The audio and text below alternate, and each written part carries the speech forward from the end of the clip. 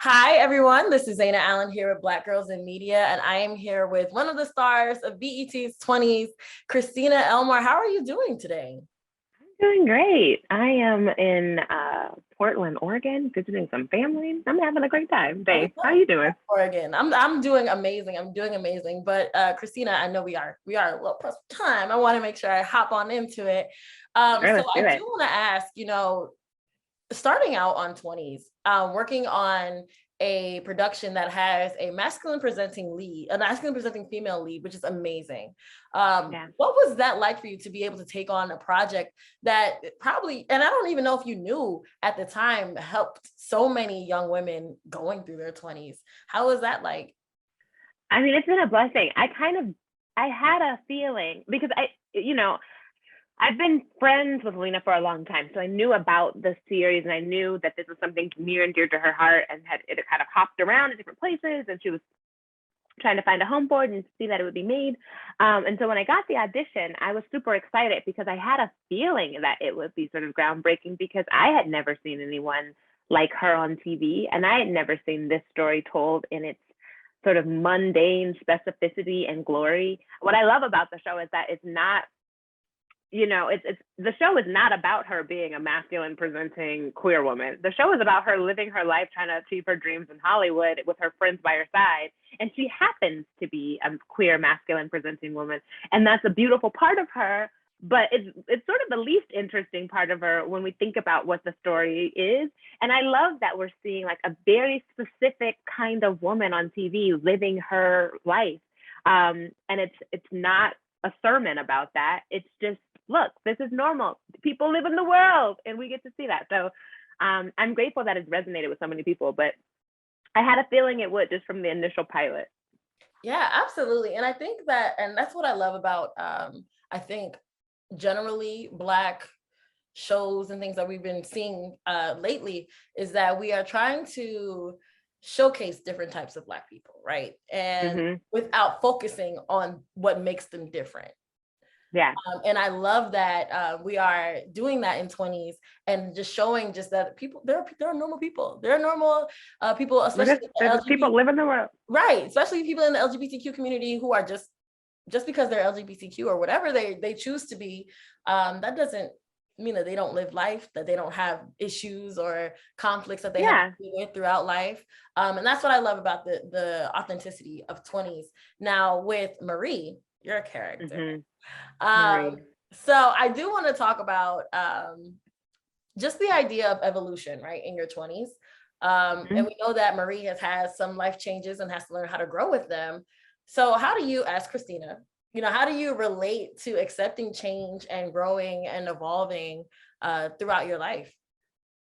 I mean, it's an experience. I think we get better at accepting change for like sort of a part of our lives. I think in your 20s you realize that so much is about the change. You're becoming an adult, and then you start to, so you're down for the change. You go to college, maybe you try to find this career, then maybe switch to this one, and then something happens in sort of your late 20s, early 30s, where you're like, oh no, I need to know exactly what I'm doing with my life because I'm turning old.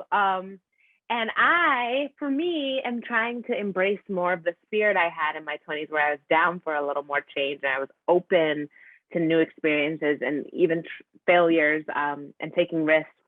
So I'm trying to keep that same energy, but it's hard, especially after you got kids, because now I got kids. So that's a whole lot of change in and of itself. Mhm. But yeah, Yeah, it's a weird journey. I get that. I completely understand that.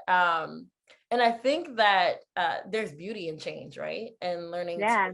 to adapt and to grow. So what was there a point in your life when you were younger, before the kids, that you had to accept a big change? And how did you grow through that?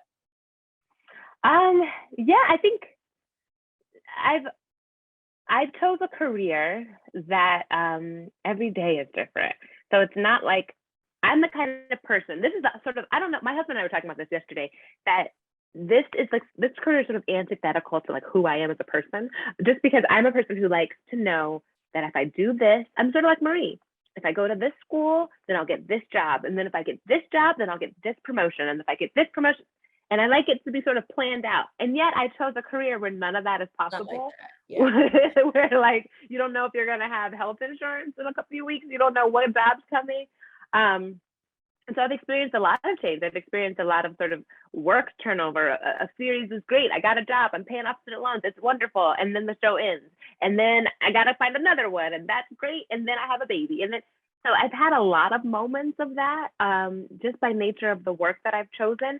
And I think what's sort of kept me grounded through all of this and what's been my saving grace is, first of all, my relationship with Jesus. And second, choosing to put my life and my family life and my real home day-to-day life first, as opposed to my career first.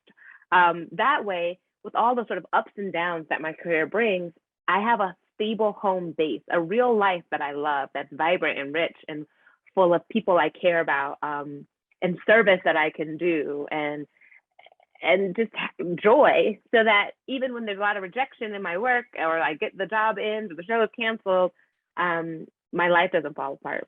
And so I think learning that has been the most important thing for me in addressing all this change. That's beautiful. That's beautiful. Finding like it's like a grounding, like finding like a center. And I'm a big proponent of like, not making your career like your end all be all. It can't be, because somebody else isn't mostly in charge of it. Right. Right. And especially just in entertainment overall, as someone that's a journalist in the media industry, I can relate. It's just, you never know. Like you said, you never know.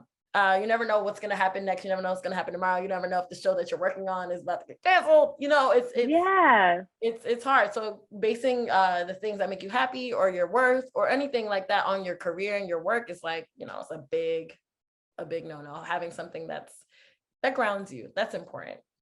And speaking of grounding, having like something else outside of, your career, let's talk about friendships. 20s is about a friendship pretty much. And, every time I think of 20s, the show, I think of 20 somethings, the song, right? By SZA. Mm-hmm. And in one of the lines, she says, hoping my 20 somethings don't end, hoping to keep the rest of my friends, right? When in your friendships in your 20s, that's when you're learning to become an adult. You're learning to evolve. Yeah. You're learning things about yourself. And sometimes people who are in that, around that, may have to come through and leave, may have to change. Those people that you're used to being around aren't always going to be there. So how does one navigate friendships, adult friendships? Including your career, including like balancing having friends that aren't in your career field? I think it's hard. I think that friendships are the kind of relationships that you have to nurture kind of the most, because you have to choose them every day if you choose to do so. Like, so with your partner, they're there because you wake up next to them, and your family, they're there because they birthed you into this world. And friendships, you chose them from the start, and you continue to choose them every day. Every time you decide to like check in, every time you decide to get together, every time you don't. And also because they're not just in your house or a part of your family, they're easy to sort of evolve and change. And you might see someone a whole bunch because of a work circumstance or school circumstance, and then that changes. And what does it look like to not have immediate access to them? Or what does it look like when someone actually has a new best friend? And I don't think we talk about friendships enough in terms of like how emotionally vulnerable you have to be to sort of maintain them. But I also think that it's important to know that not all friendships are meant to last a lifetime. And that's not on some like, I keep my circle small or no new friends thing. That's on some real life. Our lives are changing. Our work is changing. Our interests are changing. And that's okay. And that some friends are going to come along for the long haul, and some were for this specific time in life. And what a gift that you got to have them. And I've had in my life recently, realizing that some friendships come back. So good friends of mine in college, and then we kind of, still knew each other, but didn't really hang. And then entering new life circumstances at the same time, that friendship is rekindled. And it's all fine. And it's good to change. And it's good to be honest with each other about that change. I think um, the idea of like ghosting friends happens a lot more than even ghosting like relationship partners. Like you can be honest and be like, hey, yeah, we haven't seen each other in a long time. It's because this has been going on in my life. And that's okay. Yeah, I think, and I agree. I think that friendships are much more work Yeah. in a relationship than a romantic relationship, and Than a romantic relationship. Yeah. in certain respects. They can be, yeah. Yeah, because you do have to take care of it. You have to learn how to, with your partner, whomever you decide to be in a romantic relationship with. It's a little bit different because you can, like you said, you can wake up to them. There's, if you choose, there's a sexual aspect to it. With Yeah. friends, it's just me and you. We here. That's Yeah. And sometimes we ain't here. So then what do we have? Like, right. yeah. Right. Well, I'm gonna get one last question in. So, Christina, I do want to know what's next? What's next for Marie? What's going on with her? Well, Marie, we still have 4 episodes of the season. And last we saw Marie, she's starting to sort of, Chuck is starting to explore. She might be starting to explore some non-monogamy, as they have made a plan to do. And so we'll see where that leads. She's also really trying to get some movies off the ground and make some big changes in her career and take more risks at things that don't necessarily, she knows 100% they're going to pan out. And I think that's really hard for Marie. So I'm excited to see how it all shakes out. I think we all are super excited to see how it all works out, and I'm looking forward to it. Thank you, Zaina. Thank you so much for your time.